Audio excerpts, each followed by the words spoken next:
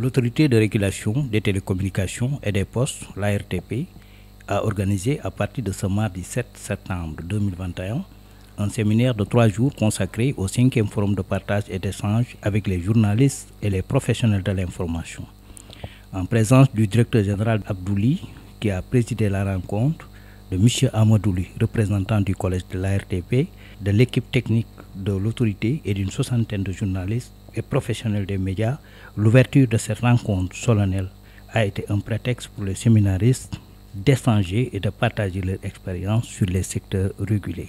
Le directeur général Abdouli a levé un coin du voile sur cette rencontre. À l'issue du forum, mes attentes, c'est une bonne formation de la presse spécialisée. Parce que sans formation, il n'y a pas vulgarisation de l'information. Nous avions lancé un certain nombre de visites dans l'intérieur du pays avec les CRD et le maître mot, l'information majeure que nous avions recueillie de ces CRD était que l'ARTP, les missions de l'ARTP étaient mal connues.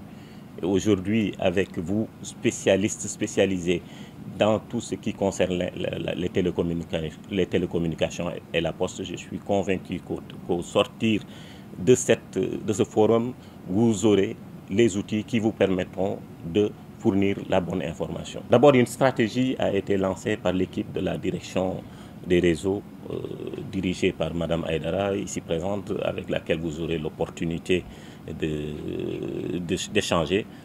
D'avancées ont été en tout cas mises en place pour le développement de la couverture et de la qualité du service. Une stratégie dénommée stratégie 2023 a été mise en place par les équipes de l'ARTP. Cette stratégie s'appuie d'abord sur un nouveau protocole qui nous permettra de nous accorder avec l'ensemble des opérateurs pour qu'ils connaissent nos attentes et qu'ils sachent sur la base de quoi nous sommes susceptibles de les sanctionner. C'est cela. Et puis au-delà de ce protocole, un certain nombre d'outils techniques ont été acquis par l'ARTP. Vous allez les découvrir notamment, je pense que les voitures vous seront présentées. Un certain nombre d'outils techniques ont été acquis par l'ARTP et ces outils permettront en tout cas de juguler les problèmes de couverture, de juguler les problèmes de qualité.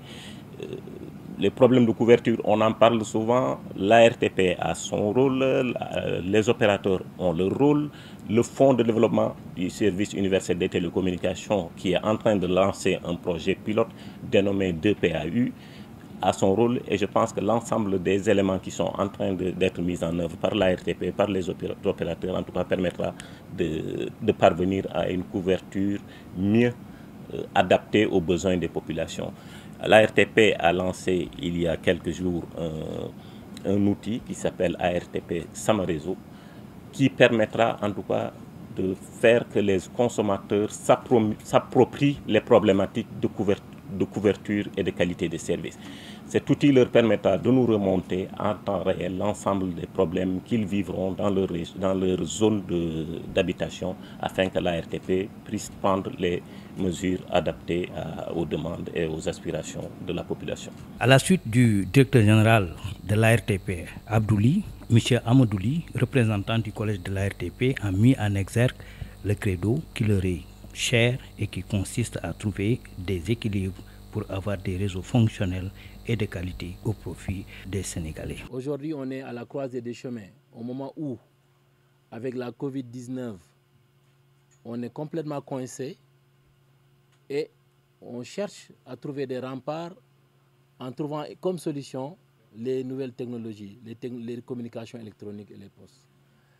Cela ne peut se faire sans des infrastructures solides, sans un bon aménagement numérique des territoires, sans des opérateurs conscients, résilients, mais surtout avec des régulateurs qui permettent de retrouver les équilibres entre les parties prenantes. C'est ça notre métier, notre credo, c'est de trouver les équilibres. Comment faire en sorte que c'est les investisseurs, les opérateurs qui investissent beaucoup d'argent pour qu'on puisse avoir WhatsApp, pour qu'on puisse avoir les autres réseaux sociaux, pour avoir des réseaux qui fonctionnent bien, qui sont résilients, qui ne congestionnent pas, malgré le fait que les opérateurs classiques, les opérateurs historiques, ne tirent pas tout de suite profit de WhatsApp par exemple. Et ceux-là même sont contraints de réussir leur cahier des charges, de fournir des bandes passantes correctes et de répondre aux indicateurs de qualité de service que l'ARTP les impose. Ibrahima Lissa Faye, président de l'association de la presse en ligne Appel, et Mortala Gueye, président de l'Union des radios communautaires, l'URAC, ont salué l'importance de ce séminaire de l'ARTP et sa mission régalienne qui consiste à réguler, arbitrer, échanger et partager les informations sur les mutations du secteur au profit des intérêts des populations sénégalaises. C'est une rencontre qui permet aux journalistes de mettre à jour leurs connaissances sur les technologies et de connaître aussi les réalités locales en matière des TIC, des télécoms, mais surtout par rapport un peu à ce que les opérateurs sont en train de faire et au travail colossal de l'ARTP.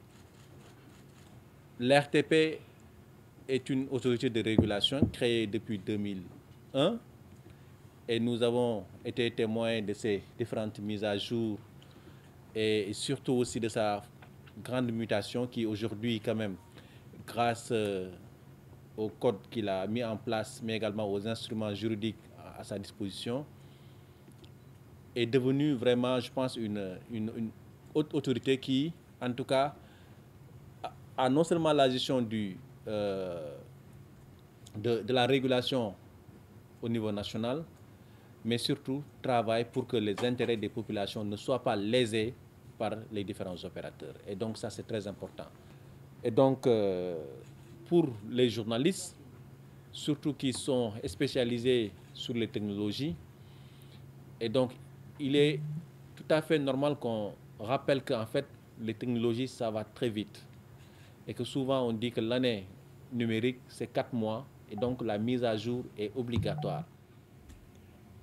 Vous comprendrez que c'est une grande joie pour nous d'être là pour apprendre et comprendre la régulation des télécommunications et mieux comprendre aussi la mission de l'ARTP qui est en train d'abattre un travail extrêmement important, mais peut-être qui n'est pas connu des communs des Sénégalais.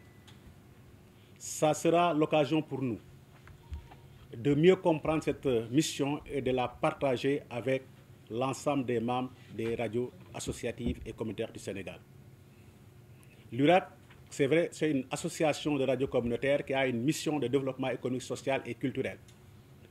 Vous comprendrez donc l'importance de radios communautaires en tant que média de proximité, j'allais dire de gardienne des valeurs positives traditionnelles.